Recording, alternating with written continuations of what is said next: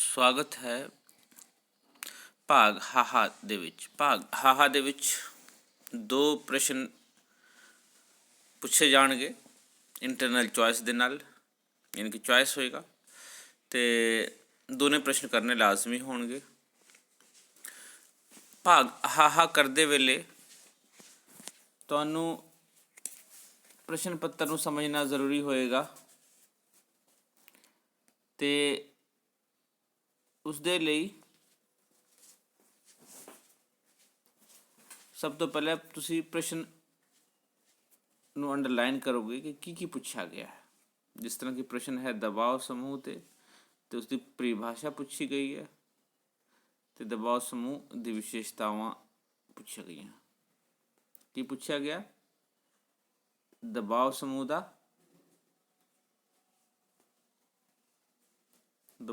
ਦਾ दो चीज़ पूछा गया। नंबर 1 परिभाषा और नंबर 2 विशेषतावां।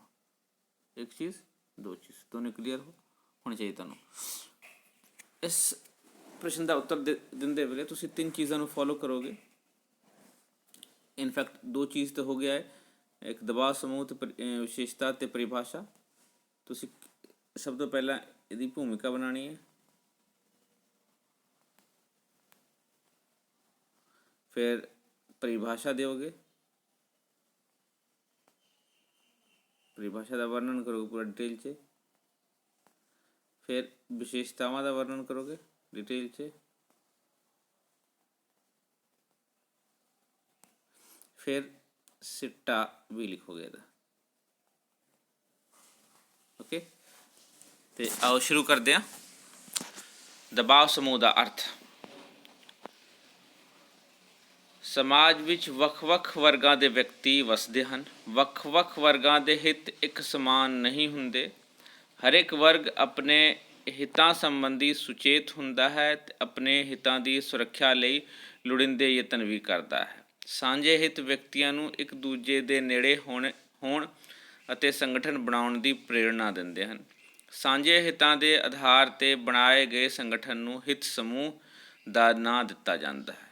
ਹਿੱਤ ਸਮੂਹ ਵਿੱਚ ਇੱਕੋ ਜਿਹਾ ਜਾਂ ਸਾਂਝੇ ਹਿੱਤਾਂ ਵਾਲੇ ਵਿਅਕਤੀ ਸ਼ਾਮਿਲ ਹੁੰਦੇ ਹਨ। ਹਿੱਤ ਸਮੂਹ ਦਾ ਮੁੱਖ ਉਦੇਸ਼ ਆਪਣੇ ਮੈਂਬਰਾਂ ਦੇ ਸਾਂਝੇ ਹਿੱਤਾਂ ਦੀ ਰੱਖਿਆ ਅਤੇ ਵਿਕਾਸ ਕਰਨ ਲਈ ਸਾਮੂਹਿਕ ਤੌਰ 'ਤੇ ਸੰਗਠਿਤ ਯਤਨ ਕਰਨਾ ਹੁੰਦਾ ਹੈ। ਜਦੋਂ ਕੋਈ ਹਿੱਤ ਸਮੂਹ ਨੂੰ ਦਬਾਅ ਸਮੂਹ ਦਾ ਨਾਂ ਦਿੱਤਾ ਜਾਂਦਾ ਹੈ, ਸਧਾਰਨ ਬੋਲਚਾਲ ਵਿੱਚ ਹਿੱਤ ਸਮੂਹ ਅਤੇ ਦਬਾਅ ਸਮੂਹ ਵਿੱਚ ਵਿਸ਼ੇਸ਼ ਅੰਤਰ ਨਹੀਂ ਹੁੰਦਾ ਹੈ ਔਰ ਨਹੀਂ ਕੀਤਾ ਜਾਂਦਾ ਹੈ। ਪਰ ਵਾਸਤਵ ਵਿੱਚ ਕੋਈ ਹਿੱਤ ਸਮੂਹ ਉਦੋਂ ਤੱਕ ਦਬਾਅ ਸਮੂਹ ਨਹੀਂ ਬਣਦਾ ਜਦੋਂ ਤੱਕ ਉਹ ਆਪਣੇ ਸਾਂਝੇ ਹਿੱਤਾਂ ਦੇ ਵਿਕਾਸ ਲਈ ਸਰਕਾਰ ਉੱਪਰ ਦਬਾਅ ਨਹੀਂ ਪਾਉਂਦਾ ਹੈ। ਅਤੇ ਇਸ ਪ੍ਰਕਾਰ ਹਿੱਤ ਸਮੂਹ ਆਪਣੇ ਹਿੱਤਾਂ ਦੇ ਲਈ ਕੰਮ ਕਰਦੀ ਹੈ। ਪਰਿਭਾਸ਼ਾ ਇਸ ਤਰੀਕੇ ਨਾਲ ਤੁਸੀਂ ਇੰਟਰੋਡਕਸ਼ਨ ਦੇ ਦਿੱਤਾ। ਅਤੇ ਪਰਿਭਾਸ਼ਾ ਹੈ, ਪਰਿਭਾਸ਼ਾ 'ਚ ਦੇਖਦੇ ਹਾਂ ਐਚ ਜਿਗਲਰ ਦੇ ਵਿਚਾਰ ਅਨੁਸਾਰ ਆ ਜਾਏਗਾ ਕੌਮਾ ਸ਼ੁਰੂ, ਇੱਥੇ ਕੌਮਾ ਸ਼ੁਰੂ। ਦਬਾਅ ਸਮੂਹ ਇੱਕ ਅਜਿਹਾ ਸੰਗਠਨ ਸਮੂਹ ਹੁੰਦਾ ਹੈ ਜੋ ਕਿ ਆਪਣੇ ਮੈਂਬਰਾਂ ਨੂੰ ਰਸਮੀ ਸਰਕਾਰੀ ਪਦਵੀ ਉੱਪਰ ਲਗਾਉਣ ਤੋਂ ਬਿਨਾਂ ਹੀ ਸਰਕਾਰ ਨਿਰਣਿਆਂ ਨੂੰ ਪ੍ਰਭਾਵਿਤ ਕਰਨ ਦਾ ਯਤਨ ਕਰਦਾ ਹੈ, ਅਤੇ ਕੌਮਾ ਕਲੋਜ਼। ਦੂਸਰਾ ਹੈ ਰੋਬਰਟ ਡਾਹਲ ਅਨੁਸਾਰ ਕੌਮਾ ਸ਼ੁਰੂ। ਹਿੱਤ ਸਮੂਹ ਇੱਕ ਅਜਿਹਾ ਸਮੂਹ ਹੁੰਦਾ ਹੈ ਜੋ ਅਜਿਹੀਆਂ ਸਰਕਾਰੀ ਨੀਤੀਆਂ ਦਾ ਨਿਰਮਾਣ ਕਰਾਉਣ ਦੇ ਯਤਨ ਕਰਦਾ ਹੈ ਜਿਹੜੀਆਂ ਨੀਤੀਆਂ ਉਸਦੇ ਮੈਂਬਰਾਂ ਜਾਂ ਸਮਰਥਕਾਂ ਲਈ ਲਾਭਦਾਇਕ ਹੋਣ। ਅਗਲਾ ਹੈ ਹਿਚਨਰ ਅਤੇ ਰੋਬਰਟ ਦੇ ਅਨੁਸਾਰ, ਫਿਰ ਕੌਮਾ ਇੱਥੇ ਆ ਜਾਏਗਾ। ਦਬਾਅ ਸਮੂਹ ਵਿਅਕਤੀਆਂ ਦੇ ਉਸ ਸਮੂਹ ਨੂੰ ਕਿਹਾ ਜਾਂਦਾ ਹੈ ਜਿਨ੍ਹਾਂ ਦੇ ਸਾਂਝੇ ਉਦੇਸ਼ ਹਨ ਅਤੇ ਜੋ ਰਾਜਨੀਤਿਕ ਕਾਰਵਾਈ ਦੁਆਰਾ ਜਨਤਕ ਨੀਤੀ ਨੂੰ ਪ੍ਰਭਾਵਿਤ ਕਰਕੇ ਆਪਣੇ ਉਹਨਾਂ ਉਦੇਸ਼ਾਂ ਦੀ ਪੂਰਤੀ ਕਰਨਾ ਚਾਹੁੰਦੇ ਹਨ। ਅਤੇ ਹੋਰ ਵੀ ਸਧਾਰਨ ਰੂਪ ਵਿੱਚ ਹਿੱਤ ਸਮੂਹ ਉਹ ਸਮੂਹ ਹਨ ਜੋ ਸਰਕਾਰ ਕੋਲ ਕੁਝ ਪ੍ਰਾਪਤ ਕਰਨਾ ਚਾਹੁੰਦੇ ਹਨ। ਉਸ ਤੋਂ ਬਾਅਦ ਹੈ NC ਹੰਟ ਅਨੁਸਾਰ ਦਬਾਅ ਸਮੂਹ ਇੱਕ ਅਜਿਹਾ ਸੰਗਠਨ ਹੈ ਜਿਹੜਾ ਸਰਕਾਰੀ ਜਾਂ ਜਨਤਕ ਪਦਵੀਆਂ ਦੀ ਜ਼ਿੰਮੇਵਾਰੀ ਸੰਭਾਲਣ ਤੋਂ ਬਿਨਾਂ ਸਰਕਾਰ ਦੀਆਂ ਨੀਤੀਆਂ ਨੂੰ ਪ੍ਰਭਾਵਿਤ ਕਰਨ ਦਾ ਯਤਨ ਕਰਦਾ ਹੈ। ਅਤੇ ਇਸ ਤਰੀਕੇ ਨਾਲ ਉੱਪਰ ਦਿੱਤੀਆਂ ਪਰਿਭਾਸ਼ਾਵਾਂ ਤੋਂ ਸਪਸ਼ਟ ਹੁੰਦਾ ਹੈ ਕਿ ਦਬਾਅ ਸਮੂਹ ਸਮਾਨ ਹਿੱਤਾਂ ਵਾਲੇ ਲੋਕਾਂ ਦਾ ਇੱਕ ਅਜਿਹਾ ਸਮੂਹ ਹੁੰਦਾ ਹੈ ਜੋ ਆਪਣੇ ਮੈਂਬਰ ਦੇ ਹਿੱਤਾਂ ਦੀ ਪੂਰਤੀ ਲਈ ਸਰਕਾਰ ਉੱਪਰ ਸੰਗਠਿਤ ਦਬਾਅ ਪਾਉਂਦਾ ਹੈ। ਤੇ ਦਬਾਅ ਸਮੂਹ ਆਮ ਤੌਰ 'ਤੇ ਰਾਜਨੀਤਿਕ ਦ੍ਰਿਸ਼ਟੀ ਤੋਂ ਨਿਰਪੱਖ ਹੁੰਦੇ ਹਨ ਅਤੇ ਉਹਨਾਂ ਦਾ ਉਦੇਸ਼ ਰਾਜ ਸੱਤਾ ਗ੍ਰਹਿਣ ਕਰਨਾ ਪ੍ਰਾਪਤ ਕਰਨਾ ਨਹੀਂ ਹੁੰਦਾ ਹੈ। ਉਹਨਾਂ ਦਾ ਮੁੱਖ ਉਦੇਸ਼ ਸਰਕਾਰ ਦੁਆਰਾ ਗ੍ਰਹਿਣ ਕੀਤੀਆਂ ਜਾਂਦੀਆਂ ਨੀਤੀਆਂ ਨੂੰ ਔਰ ਆਪਣੇ ਹੱਕ ਵਿੱਚ ਪ੍ਰਭਾਵਿਤ ਕਰਨਾ ਹੈ। ਇਸ ਕੰਮ ਲਈ ਉਹ ਸਰਕਾਰ ਅਤੇ ਨੌਕਰਸ਼ਾਹੀ ਨਾਲ ਸੌਦੇਬਾਜ਼ੀ ਵੀ ਕਰਦੇ ਹਨ। ਦਬਾਅ ਸਮੂਹ ਦੀਆਂ ਵਿਸ਼ੇਸ਼ਤਾਵਾਂ। ਸਭ ਤੋਂ ਪਹਿਲੀ ਵਿਸ਼ੇਸ਼ਤਾ ਹੈ ਦਬਾਅ ਸਮੂਹ ਦੇ ਸਾਂਝੇ ਹਿੱਤ ਹੁੰਦੇ ਹਨ। ਇਸ ਤਰ੍ਹਾਂ ਪੁਆਇੰਟ ਲਿਖ ਕੇ ਤੁਸੀਂ ਅੰਡਰਲਾਈਨ ਕਰ ਸਕਦੇ ਹੋ। ਦਬਾਅ ਸਮੂਹ ਦਾ ਨਿਰਮਾਣ ਸਾਂਝੇ ਹਿੱਤਾਂ ਵਾਲੇ ਵਿਅਕਤੀਆਂ ਦੁਆਰਾ ਕੀਤਾ ਜਾਂਦਾ ਹੈ। ਸਾਂਝੇ ਹਿੱਤਾਂ ਤੋਂ ਬਿਨਾਂ ਦਬਾਅ ਸਮੂਹ ਦਾ ਨਿਰਮਾਣ ਨਹੀਂ ਹੋ ਸਕਦਾ। ਇੱਕ ਜਾਂ ਥੋੜ੍ਹੇ ਜਿਹੇ ਵਿਅਕਤੀ ਹਿੱਤਾਂ ਦੀ ਸੁਰੱਖਿਆ ਨਹੀਂ ਕਰ ਸਕਦੇ। ਇਸ ਲਈ ਇੱਕੋ ਜਿਹੇ ਹਿੱਤਾਂ ਵਾਲੇ ਵਿਅਕਤੀ ਆਪਣੇ ਹਿੱਤਾਂ ਦੀ ਸੁਰੱਖਿਆ ਅਤੇ ਵਿਕਾਸ ਲਈ ਇੱਕ ਸੰਗਠਨ ਦਾ ਨਿਰਮਾਣ ਕਰਦੇ ਹਨ। ਇਹ ਸੰਗਠਨ ਆਪਣੇ ਮੈਂਬਰਾਂ ਦੇ ਹਿੱਤਾਂ ਦੀ ਸੁਰੱਖਿਆ ਲਈ ਸਰਕਾਰੀ ਨੀਤੀਆਂ ਨੂੰ ਪ੍ਰਭਾਵਿਤ ਕਰਨ ਦਾ ਯਤਨ ਕਰਦਾ ਹੈ। ਅਜਿਹੇ ਸੰਗਠਨ ਨੂੰ ਹੀ ਦਬਾਅ ਸਮੂਹ ਦਾ ਨਾਮ ਦਿੱਤਾ ਜਾਂਦਾ ਹੈ। ਦੂਸਰਾ ਹੈ ਸੰਗਠਨ। ਦਬਾਅ ਸਮੂਹ ਦਾ ਸੰਗਠਿਤ ਹੋਣਾ ਜ਼ਰੂਰੀ ਹੈ। ਸਾਂਝੇ ਹਿੱਤਾਂ ਵਾਲੇ ਵਿਅਕਤੀ ਹਿੱਤਾਂ ਨੂੰ ਦਬਾਅ ਸਮੂਹ ਜਾਂ ਦਬਾਅ ਸਮੂਹ ਦਾ ਨਿਰਮਾਣ ਕਰਨ ਲਈ ਆਪਣੇ ਅਹੁਦੇਦਾਰਾਂ ਦੀ ਚੋਣ ਜਾਂ ਨਿਯੁਕਤੀ ਕਰਦੇ ਹਨ ਅਤੇ ਸਮੂਹ ਦੇ ਕੰਮਾਂ ਨੂੰ ਚਲਾਉਣ ਲਈ ਇੱਕ ਵਿਧਾਨ ਦੇ ਰੂਪ ਦਾ ਵੀ ਨਿਰਮਾਣ ਕਰਦੇ ਹਨ। ਵਿਧਾਨ ਦਾ ਨਿਰਮਾਣ ਕਰਨ ਅਤੇ ਵਿਧਾਨ ਅਨੁਸਾਰ ਸਮੂਹ ਦੁਆਰਾ ਕੰਮ ਕਰਨ ਦੀ ਨਿਸ਼ਚਿਤ ਵਿਧੀ ਨੂੰ ਹੀ ਸਮੂਹ ਦਾ ਰਸਮੀ ਸੰਗਠਨ ਮੰਨਿਆ ਜਾਂਦਾ ਹੈ। ਵਿਧਾਨ ਇੱਥੇ ਕਾਨੂੰਨ ਜਾਂ ਸੰਵਿਧਾਨ ਨਿਰਮਾਣ ਕਰਨਾ ਹੈ ਜਿਸ ਦਾ ਉਹ ਸੰਗਠਨ ਦਾ ਹੁੰਦਾ ਹੈ। ਉਸ ਤੋਂ ਬਾਅਦ ਇੱਛੁਕ ਮੈਂਬਰਸ਼ਿਪ। ਸਾਂਝੇ ਹਿੱਤਾਂ ਵਾਲੇ ਸਾਰੇ ਵਿਅਕਤੀ ਦੀ ਦਬਾਅ ਸਮੂਹ ਮੈਂਬਰ ਬਣਨਾ ਲਾਜ਼ਮੀ ਨਹੀਂ ਹੈ, ਸਗੋਂ ਦਬਾਅ ਸਮੂਹ ਦੀ ਮੈਂਬਰੀ ਵਿਅਕਤੀ ਦੀ ਆਪਣੀ ਇੱਛਾ ਉੱਪਰ ਨਿਰਭਰ ਕਰਦੀ ਹੈ। ਕਿਸੇ ਦਬਾਅ ਸਮੂਹ ਵਿੱਚ ਰਹਿਣਾ ਵੀ ਵਿਅਕਤੀ ਦੀ ਇੱਛਾ ਉੱਪਰ ਨਿਰਭਰ ਕਰਦਾ ਹੈ। ਦੂਜੇ ਸ਼ਬਦਾਂ ਵਿੱਚ ਕਿਸੇ ਵੀ ਦਬਾਅ ਸਮੂਹ ਦਾ ਮੈਂਬਰ ਸਮੂਹ ਦੇ ਨਿਯਮਾਂ ਅਨੁਸਾਰ ਦਬਾਅ ਸਮੂਹ ਦੀ ਮੈਂਬਰ ਛੱਡ ਸਕਦਾ ਹੈ ਜਾਂ ਹੋਰ ਮੈਂਬਰ ਕਿਸੇ ਹੋਰ ਦਬਾਅ ਸਮੂਹ ਦਾ ਮੈਂਬਰ ਬਣ ਸਕਦਾ ਹੈ। ਉਸ ਤੋਂ ਬਾਅਦ ਅਗਲਾ ਪੁਆਇੰਟ ਹੈ ਗੈਰ ਰਾਜਨੀਤਿਕ ਸਰੂਪ। ਦਬਾਅ ਸਮੂਹ ਅਤੇ ਰਾਜਨੀਤਿਕ ਦਲਾਂ ਵਿੱਚ ਮੁੱਖ ਅੰਤਰ ਇਹ ਹੈ ਕਿ ਰਾਜਨੀਤਿਕ ਦਲ ਸਪਸ਼ਟ ਸਰੂਪ ਦੇ ਪਰ ਦਬਾਅ ਸਮੂਹ ਸਪਸ਼ਟ ਤੌਰ 'ਤੇ ਗੈਰ ਰਾਜਨੀਤਿਕ ਰੂਪ ਦੇ ਹੁੰਦੇ ਹਨ। ਯਾਨੀ ਕਿ ਰਾਜਨੀਤਿਕ ਦਲ ਰਾਜਨੀਤਿਕ ਹੁੰਦੇ ਹਨ ਔਰ ਇਹ ਦਬਾਅ ਸਮੂਹ ਗੈਰ ਰਾਜਨੀਤਿਕ ਹੁੰਦੇ ਹਨ। ਦਬਾਅ ਸਮੂਹ ਦਾ ਉਦੇਸ਼ ਰਾਜਨੀਤਿਕ ਸੱਤਾ ਗ੍ਰਹਿਣ ਕਰਨਾ ਨਹੀਂ ਹੁੰਦਾ ਹੈ। ਉਹਨਾਂ ਦਾ ਇੱਕੋ ਇੱਕ ਉਦੇਸ਼ ਆਪਣੇ ਹਿੱਤਾਂ ਦੀ ਪੂਰਤੀ ਕਰਨਾ ਹੁੰਦਾ ਹੈ। ਪਰ ਦਬਾਅ ਸਮੂਹਾਂ ਦੇ ਗੈਰ ਰਾਜਨੀਤਿਕ ਸਮੂਹਾਂ ਦਾ ਇਹ ਅਰਥ ਨਹੀਂ ਕਿ ਉਹ ਰਾਜਨੀਤਿਕ ਤੋਂ ਬਿਲਕੁਲ ਨਿਰਲੇਪ ਹੁੰਦੇ ਹਨ। ਵਾਸਤਵ ਵਿੱਚ ਦਬਾਅ ਸਮੂਹ ਸਪਸ਼ਟ ਯਾਨੀ ਕਿ ਅਸਪਸ਼ਟ ਤੌਰ 'ਤੇ ਰਾਜਨੀਤੀ ਵਿੱਚ ਭਾਗ ਨਹੀਂ ਲੈਂਦੇ ਹਨ।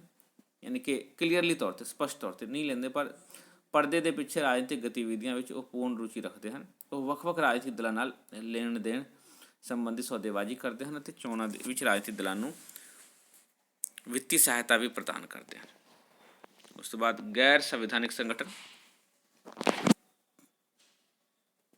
ਦਬਾਅ ਸਮੂਹ ਨੂੰ ਸੰਵਿਧਾਨਿਕ ਮਾਨਤਾ ਪ੍ਰਾਪਤ ਨਹੀਂ ਹੁੰਦੀ ਹੈ, ਪਰ ਇਸ ਦੇ ਬਾਵਜੂਦ ਸਰਕਾਰਾਂ ਇਹਨਾਂ ਦੀਆਂ ਹੋਂਦ ਨੂੰ ਵਾਸਤਵ ਵਿੱਚ ਸਵੀਕਾਰ ਕਰਦੀਆਂ ਹਨ ਅਤੇ ਕਈ ਤਰ੍ਹਾਂ ਦੇ ਵਪਾਰਕ ਸੰਗਠਨ ਹਰ ਇੱਕ ਦੇਸ਼ਾਂ ਵਿੱਚ ਮਿਲਦੇ ਹਨ। ਸਰਕਾਰ ਇਹਨਾਂ ਸੰਗਠਨਾਂ ਨਾਲ ਵਿਚਾਰ ਵਟਾਂਦਰਾ ਅਕਸਰ ਕਰਦੀ ਹੈ ਅਤੇ ਇਹਨਾਂ ਦੀਆਂ ਮੰਗਾਂ ਪ੍ਰਤੀ ਅਕਸਰ ਧਿਆਨ ਦਿੰਦੀ ਹੈ। ਦਬਾਅ ਸਮੂਹ ਸਰਕਾਰ ਦੇ ਵਾਸਤਵਿਕ ਸੰਚਾਲਨ ਵਿੱਚ ਭਾਵੇਂ ਮਹੱਤਵਪੂਰਨ ਭੂਮਿਕਾ ਨਿਭਾਉਂਦੇ ਹਨ, ਪਰੰਤੂ ਉਹਨਾਂ ਨੂੰ ਫਿਰ ਵੀ ਗੈਰ ਸੰਵਿਧਾਨਕ ਸੰਗਠਨ ਮੰਨਿਆ ਜਾਂਦਾ ਹੈ। ਇਸ ਪ੍ਰਕਾਰ ਪ੍ਰਸ਼ਨ ਦੀਆਂ ਪਰਿਭਾਸ਼ਾਵਾਂ ਵਿਸ਼ੇਸ਼ਤਾਵਾਂ ਲਿਖਣ ਤੋਂ ਬਾਅਦ ਤੁਸੀਂ ਸਿੱਟਾ ਇੱਕ ਲਿਖ ਦੋਗੇ। ਉਪਰੋਕਤ ਪਰਿਭਾਸ਼ਾਵਾਂ ਤੋਂ ਸਪਸ਼ਟ ਹੁੰਦਾ ਹੈ ਕਿ ਦਬਾਅ ਸਮੂਹ ਰਸਮੀ ਤੌਰ 'ਤੇ ਸੰਗਠਿਤ ਹਿੱਤਾਂ ਵਾਲੇ ਲੋਕਾਂ ਦਾ ਅਜਿਹਾ ਇੱਛੁਕ ਸੰਗਠਨ ਹੁੰਦਾ ਹੈ ਜੋ ਸਪਸ਼ਟ ਤੌਰ 'ਤੇ ਰਾਜਨੀਤਿਕ ਤੋਂ ਨਿਰਲੇਪ ਪ੍ਰਤੀਤ ਹੁੰਦਾ ਹੈ। ਅਜਿਹੇ ਸੰਗਠਨ ਦਾ ਉਦੇਸ਼ ਰਾਜ ਸੱਤਾ ਪ੍ਰਾਪਤ ਕਰਨਾ ਨਹੀਂ ਹੁੰਦਾ ਹੈ, ਸਗੋਂ ਮੈਂਬਰਾਂ ਦੇ ਸਾਂਝੇ ਹਿੱਤਾਂ ਦੀ ਸੁਰੱਖਿਆ ਅਤੇ ਵਿਕਾਸ ਹੁੰਦਾ ਹੈ। ਸ਼ਾਸਨ ਪ੍ਰਣਾਲੀ ਦਾ ਕੋਈ ਵੀ ਰੂਪ ਹੋਵੇ, ਦਬਾਅ ਸਮੂਹ ਹਰ ਇੱਕ ਪ੍ਰਕਾਰ ਦੀ ਸ਼ਾਸਨ ਪ੍ਰਣਾਲੀ ਵਿੱਚ ਮਿਲਦੇ ਹਨ। ਇਸ ਪ੍ਰਕਾਰ ਇੱਕ ਪ੍ਰਸ਼ਨ ਹੋ ਗਿਆ। ਉਸ ਤੋਂ ਬਾਅਦ ਦੂਸਰਾ ਪ੍ਰਸ਼ਨ ਹੈ ਦਬਾਅ ਸਮੂਹ ਦੇ ਕਾਰਜਾਂ ਦਾ ਵਰਣਨ ਕਰੋ। ਇਸ ਪ੍ਰਸ਼ਨ ਦਾ ਉੱਤਰ ਦਿੰਦੇ ਵੇਲੇ ਤੁਸੀਂ ਇਸ ਧਿਆਨ ਨੂੰ ਰੱਖਣਾ ਕਿ ਦਬਾਅ ਸਮੂਹ ਕੀ ਹੁੰਦਾ ਹੈ। ਇੱਥੇ ਵਰਣਨ ਕਰ ਦੇਣਾ। ਇੱਥੇ ਮੇਨਲੀ ਇਹਨਾਂ ਨੇ ਕਾਰਜ ਪੁੱਛਿਆ ਹੈ ਔਰ ਫਿਰ ਤੁਸੀਂ ਇੱਕ ਪਰਿਭਾਸ਼ਾ ਲਿਖ ਸਕਦੇ ਹੋ ਜੋ ਉੱਪਰ ਲਿਖਿਆ, ਉਹਦੇ ਵਿੱਚੋਂ ਲਿਖ ਦਿਓ ਇਸ ਪ੍ਰਕਾਰ ਵੱਖ-ਵੱਖ ਦਬਾਅ ਸਮੂਹ ਦੇ ਉਦੇਸ਼ ਵੱਖਰੇ ਹਨ ਅਤੇ ਹਰ ਇੱਕ ਦਬਾਅ ਸਮੂਹ ਆਪਣੇ ਉਦੇਸ਼ਾਂ ਦੀ ਪ੍ਰਾਪਤੀ ਲਈ ਯਤਨਸ਼ੀਲ ਰਹਿੰਦੇ ਹਨ ਅਤੇ ਰਾਈਟ। ਔਰ ਇਸ ਪ੍ਰਕਾਰ ਇਸ ਦੇ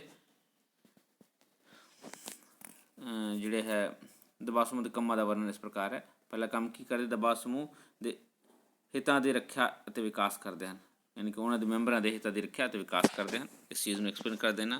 ਉਸ ਤੋਂ ਬਾਅਦ ਹੈ ਜਨਤਕ ਨੀਤੀਆਂ ਅਤੇ ਕਾਨੂੰਨਾਂ ਦੇ ਨਿਰਮਾਣ ਨੂੰ ਪ੍ਰਭਾਵਿਤ ਕਰਦੇ ਹਨ। ਜੋ ਸਰਕਾਰ ਕਾਨੂੰਨ ਬਣਾਉਂਦੀ, ਨੀਤੀਆਂ ਬਣਾਉਂਦੀ, ਉਸ ਨੂੰ ਆਪਣੇ ਫੇਵਰ 'ਚ ਪ੍ਰਭਾਵਿਤ ਕਰਦੇ ਹਨ ਅਤੇ ਉਸ ਤੋਂ ਫਾਇਦਾ ਉਠਾਉਣ ਦੀ ਕੋਸ਼ਿਸ਼ ਕਰਦੇ ਹਨ ਪ੍ਰਦਰਸ਼ਨ ਕਰਕੇ। ਉਸ ਤੋਂ ਬਾਅਦ ਹੈ ਸਰਕਾਰੀ ਅਧਿਕਾਰੀਆਂ ਨਾਲ ਸੰਪਰਕ ਸਥਾਪਿਤ ਕਰਦੇ ਹਨ, ਉਹਨਾਂ ਨੂੰ ਇਨਫਲੂਐਂਸ ਕਰਦੇ ਹਨ, ਜਾਇਜ਼ ਨਜਾਇਜ਼ ਤਰੀਕੇ ਵੀ ਅਪਣਾਉਂਦੇ ਹਨ, ਜਿਵੇਂ ਕਿ ਰਿਸ਼ਵਤ ਦੇਣਾ ਆਦਿ। ਉਸ ਤੋਂ ਬਾਅਦ ਹੈ ਰਾਜਨੀਤਿਕ ਦਲਾਂ ਨੂੰ ਪ੍ਰਭਾਵ ਅਧੀਨ ਰੱਖਣਾ। ਇਹ ਰਾਜਨੀਤਿਕ ਦਲਾਂ ਨੂੰ ਆਪਣੇ ਪ੍ਰਭਾਵ ਅਧੀਨ ਰੱਖਦੇ ਹਨ ਤਾਂ ਕਿ ਉਹਨਾਂ ਤੋਂ ਕੰਮ ਕਰਵਾ ਸਕਣ। ਉਹਨਾਂ ਨੂੰ ਰਾਜਨੀਤਿਕ ਤੌਰ 'ਤੇ ਸਹਾਇਤਾ ਦਿੰਦੇ ਹਨ, ਪੈਸੇ ਦੀ ਸਹਾਇਤਾ ਵੀ, ਅਦਰਵਾਈਜ਼ ਸਪੋਰਟ ਵੀ ਦਿੰਦੇ ਹਨ। ਉਸ ਤੋਂ ਬਾਅਦ ਪ੍ਰਚਾਰ, ਆਪਣੇ ਹਿੱਤਾਂ ਦਾ ਪ੍ਰਚਾਰ ਪ੍ਰਸਾਰ ਕਰਦੇ ਹਨ ਤਾਂ ਕਿ ਲੋਕਾਂ ਦੇ ਵਿੱਚ ਜਾਗਰੂਕਤਾ ਆ ਸਕੇ, ਰਾਈਟ। ਉਸ ਤੋਂ ਬਾਅਦ ਸਲਾਹਕਾਰੀ ਕਾਰਜ, ਸਰਕਾਰ ਨੂੰ ਸਲਾਹ ਵੀ ਦਿੰਦੇ ਹਨ, ਰਾਈਟ। ਵੱਖ ਵੱਖ ਵਿਭਾਗਾਂ ਦੇ ਵਿੱਚ ਕਿਵੇਂ ਕੰਮ ਕੀਤਾ ਜਾ ਸਕਦਾ ਹੈ ਅਤੇ ਇਸ ਪ੍ਰਕਾਰ ਉਹ ਸਲਾਹ ਦੇਣ ਨਾਲ ਵੀ ਉਸ ਆਪਣੇ ਫੇਵਰ 'ਚ ਕੰਮ ਕਰਵਾਉਣ ਦੀ ਕੋਸ਼ਿਸ਼ ਕਰਦੇ ਹਨ,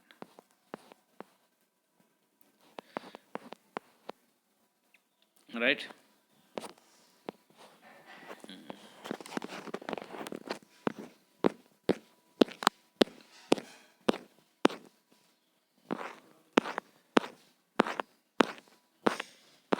ਆਪਣੇ ਫੇਵਰ 'ਚ। ਉਸ ਤੋਂ ਬਾਅਦ ਹੈ ਪ੍ਰਚਾਰ ਕਰਦੇ ਹਨ, ਸਲਾਹਕਾਰੀ ਕਾਰਜ ਕਰਦੇ ਹਨ। ਉਸ ਤੋਂ ਬਾਅਦ ਚੋਣਾਂ ਸਮੇਂ ਉਮੀਦਵਾਰਾਂ ਦੀ ਸਹਾਇਤਾ ਕਰਦੇ ਹਨ ਤਾਂ ਕਿ ਉਹ ਉਮੀਦਵਾਰ ਉਹਨਾਂ ਦੀ ਗੱਲਾਂ ਨੂੰ ਅਸੈਂਬਲੀ ਦੇ ਵਿੱਚ ਰੱਖ ਸਕਣ। ਉਸ ਤੋਂ ਬਾਅਦ ਸੰਸਦੀ ਸੰਮਤੀ ਦੇ ਸਾਹਮਣੇ ਪੇਸ਼ ਹੁੰਦੇ ਹਨ, ਆਪਣੇ ਵਿਚਾਰਾਂ ਨੂੰ ਲੈ ਕੇ ਸੰਸਦੀ ਸੰਮਤੀ ਦੇ ਸਾਹਮਣੇ ਪੇਸ਼ ਹੁੰਦੇ ਹਨ ਔਰ ਉਹਨਾਂ ਨੂੰ ਪ੍ਰਭਾਵਿਤ ਕਰਨ ਦੀ ਕੋਸ਼ਿਸ਼ ਕਰਦੇ ਹਨ। ਉਸ ਤੋਂ ਬਾਅਦ ਗੋਸ਼ਟੀਆਂ ਦਾ ਪ੍ਰਬੰਧ ਕਰਦੇ ਹਨ, ਯਾਨੀ ਕਿ ਵਿਚਾਰ ਵਟਾਂਦਰੇ ਲਈ ਮੀਟਿੰਗਸ ਕਰਦੇ, ਗੋਸ਼ਟੀਆਂ ਕਰਦੇ ਹਨ। ਗੋਸ਼ਟੀਆਂ ਜਿੱਥੇ ਕਿ ਲੋਕ ਆਪਣਾ ਵਿਚਾਰ ਉਸ ਟੌਪਿਕ 'ਤੇ ਰੱਖ ਸਕਦੇ ਹਨ, ਖਾਸ ਨੀਤੀਆਂ ਨੂੰ ਲੈ ਕੇ ਵਿਚਾਰ ਵਟਾਂਦਰਾ ਕਰ ਸਕਦੇ ਹਨ। ਔਰ ਕਾਨੂੰਨ ਦੀ ਸੰਵਿਧਾਨਿਕਤਾ ਨੂੰ ਅਦਾਲਤ ਵਿੱਚ ਚੁਣੌਤੀ ਵੀ ਦਿੰਦੇ ਹਨ ਜੇ ਉਹਨਾਂ ਨੂੰ ਲੱਗਦਾ ਕਿ ਕਾਨੂੰਨ ਸਹੀ ਨਹੀਂ ਹੋਵੇ। ਅਤੇ ਜਿਸ ਤਰ੍ਹਾਂ ਕਿ ਕਿਸਾਨਾਂ ਨੇ ਵੀ ਕਿਸਾਨੀ ਕਾਨੂੰਨ ਨੂੰ ਚੈਲੰਜ ਕੀਤਾ ਹੈ। ਇਸ ਤਰ੍ਹਾਂ ਸਿੱਟਾ ਹੈ, ਦਬਾਅ ਸਮੂਹ ਦੇ ਕਾਰਜਾਂ ਸੰਬੰਧੀ ਕੇਵਲ ਇਹ ਕਹਿਣਾ ਹੀ ਉਚਿਤ ਹੋਵੇਗਾ ਕਿ ਹਰ ਪ੍ਰਕਾਰ ਦੇ ਦਬਾਅ ਸਮੂਹ ਦੇ ਕਾਰਜ ਇੱਕੋ ਜਿਹੇ ਨਹੀਂ ਹੁੰਦੇ। ਹਰੇਕ ਪ੍ਰਕਾਰ ਦੇ ਦਬਾਅ ਸਮੂਹ ਦਾ ਉਦੇਸ਼ ਵੱਖ ਵੱਖ ਚੀਜ਼ਾਂ ਨੂੰ ਪ੍ਰਾਪਤ ਕਰਨਾ ਹੁੰਦਾ ਹੈ। ਇਸ ਮੰਤਵ ਲਈ ਹਰ ਇੱਕ ਪ੍ਰਕਾਰ ਦੇ ਦਬਾਅ ਸਮੂਹ ਲੋੜੀਂਦੇ ਸਾਧਨ ਦੀ ਵਰਤੋਂ ਕਰਦੇ ਹਨ, ਰਾਈਟ। ਅਤੇ ਇਹ ਸੀ ਤੁਹਾਡਾ ਵੱਡੇ ਪ੍ਰਸ਼ਨ, ਰਾਈਟ। ਮਿਲਦੇ ਹਾਂ ਅਗਲੀ ਵੀਡੀਓ 'ਚ। Thank you.